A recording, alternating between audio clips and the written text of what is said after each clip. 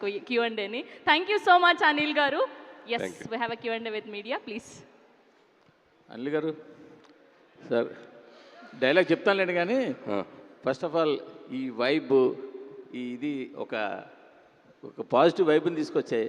Last time కూడా ఇలా చేశారు, అప్పుడు వెంకటేష్ గారు ఉన్నారు, ఆయన జోకులు డ్యాన్సులు ఇవన్నీ కూడా ఇప్పటికీ ఇంకా గుర్తున్నాయి.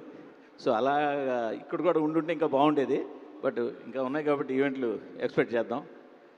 సో మీరు సడన్గా డైలాగులు అంటే ఆయన పాపులర్ డైలాగులు చాలా ఉంటాయి, చెయ్యి రఫ్గా ఉందనో లేకపోతే పేక్కు వస్తాను, బట్ అవి కాకుండా మీరు సడన్గా అడితే నాకు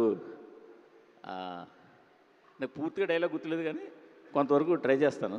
మీరు బాగా చెప్పాలి, బాగా చెప్పాలి. అంటే ముందు డైలాగ్ గుర్తుండాలి, ఎందుకంటే ఆయన ఎన్ని సినిమాలు. మీ మీద చాలా ఎక్స్పెక్టేషన్స్ ఉన్నాయి, కెమెరా ఉంది మీ మీద, మైక్ ఉంది, చూసుకోండి మరి. ఆయన మీకు బాగా ఇష్టమైన డైరెక్టర్ జంజాల్ గారు. ఆయన సినిమాలో ఒక ఫన్ డైలాగ్ ఉంటుంది, నేను అవసరం లేని చోట అధిక ప్రసంగం చేయను, అలా అని అవసరమైతే ఆవకాయ నుంచి అణుబాంబు దాకా అనర్గళంగా మాట్లాడగలను. కొన్నిసార్లు అనవసరమైన సందర్భాలు అవసరమైనట్టు, అవసరమైన సందర్భాలు అనవసరమైనట్టు కనిపిస్తాయి, కానీ ఇక్కడ ఎక్కువ కొంచెం ఉంటుంది. అయితే నేను సూక్ష్మ దృష్టితో అవసరమైన సందర్భాన్ని అవసరమైనట్టు, అవసరమైన సందర్భాన్ని అవసరమైనట్టు గ్రహించి ఎక్కడ ఏది మాట్లాడో అదే మాట్లాడతాను, ఎందుకంటే నేను మితభాషిని కదా. Bond, James bond.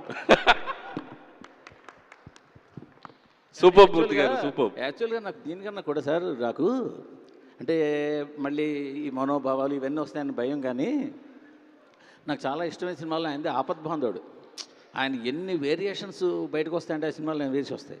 అందులో ఆయన తండ్రి లాంటి జంజాల చనిపోతే ఆయన పడవ నడుపుకుంటూ అవతల ఒడ్డుకి వెళ్ళిపోయి అక్కడ మట్టితో శివలింగం చేసి ఆ శివలింగాన్ని చేతితో పట్టుకు మాట్లాడతారు. కరెక్ట్ గుర్తులేదు, బోళాశంకరుడు, పరమేశ్వరుడు, ఇలా ఇంకో పేర్లు చెప్పి ఇవన్నీ నీ పేర్లే కదా, ఇన్ని మంచి మంచి పేర్లు ఏ మంచి పని చేయి నీకెందుకయ్యా, ఈ పూజా పునస్కారాలు, ఈ గుళ్ళు గోపురాలు ఇవన్నీ అని చెప్పి చాలా ఆవేశంగా లెంగ్ది డైలాగ్ మాట్లాడతారు. అది చాలా బాగుంటుంది, ఇంకా కానీ గుర్తులేదు కానీ నాకు. సూపర్ మూర్తి గారు, మీరు ఒకటి అడిగితే 2 డైలాగులు చెప్పారు. సరే, ఇందుకు క్వశ్చన్ ఏంటంటే చెప్పండి సార్, చిరంజీవి గారిని ఇప్పుడు దారి కటౌట్లన్నీ చూసాము, అన్నీ చూసాం, మేము 80s, 90s ఎలా చూసామో మీరు మళ్ళీ అలా చూపిస్తున్నారు, ఆ ఎనర్జీగా చూపిస్తున్నారు. అంటే కేవలం ఇదే మెయిన్ కీలకంగా ఉంటుందా సినిమాలో, ఒక మంచి కథ ఉంటుందా, అంటే ఏదో అలా పండక్కి సరిపోయే లైట్ కథైనా, లేదంటే ఒక ఇన్ డెప్త్ కాస్త బరువైన కథ ఉంటుందా? కంపారిటివ్లీ సంక్రాంతికి వస్తున్నాకంటే స్టోరీ వైజ్ చాలా కొద్దిగా డెప్త్ ఉన్న స్టోరీ అండి. It's like not like A fun ఏదో ఎంటర్టైన్మెంటే కాకుండా బ్యూటిఫుల్ ఎమోషనల్ మూమెంట్స్ చాలా ఉంటాయి. అండ్ చిరంజీవి గారికి, నయనతార గారికి అండ్ 2 పిల్లలు ఉంటారు సినిమాలో, ఆ పిల్లల మధ్య ఆయనకు వచ్చే సన్నివేశాలు. అండ్ ఈ సినిమాని not only entertainment through out ఒక డ్రామా కూడా సస్టైన్ చేస్తూ వెళ్తుంది.